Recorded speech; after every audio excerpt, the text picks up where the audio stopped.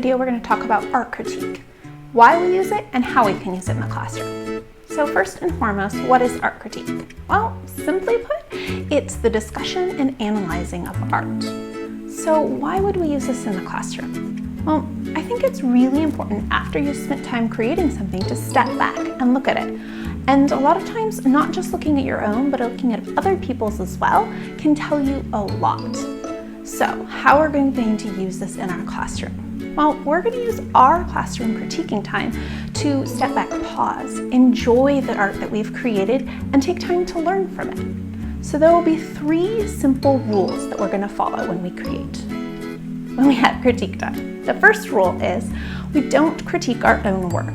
Before the critique, you'll have a time to do some analyzing of your own work.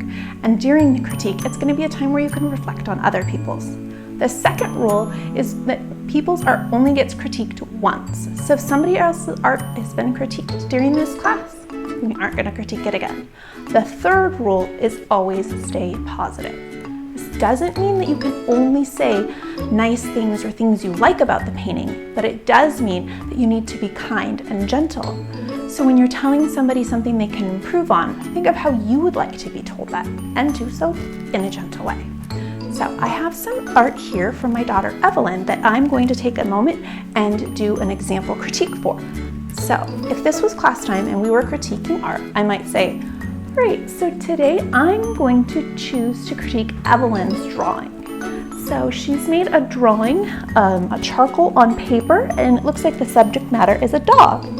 Some things I find really successful about her artwork is her use of line.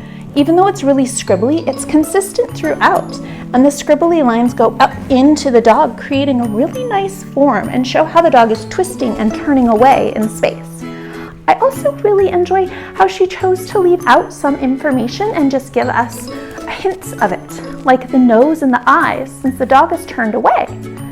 And also with the feet, you can't clearly see all 4 paws, but you know they're there. You just can't see them from this particular angle. One thing I think she might want to work on next time is her shadow. It's really nicely done here, and throughout the dog it's done quite nicely as well. But underneath here, where you'd usually expect to see some shadowing, there isn't as much. So maybe next time if she could consider that, that would be good. Overall though, I think it was really successful. I like it a lot, and I like the placement on the page too. It's kind of in the middle of the page, but with the dog looking off into space, it kind of draws your eye all the way across nicely. So, good job, Evelyn. So that is how we would do art critique in class.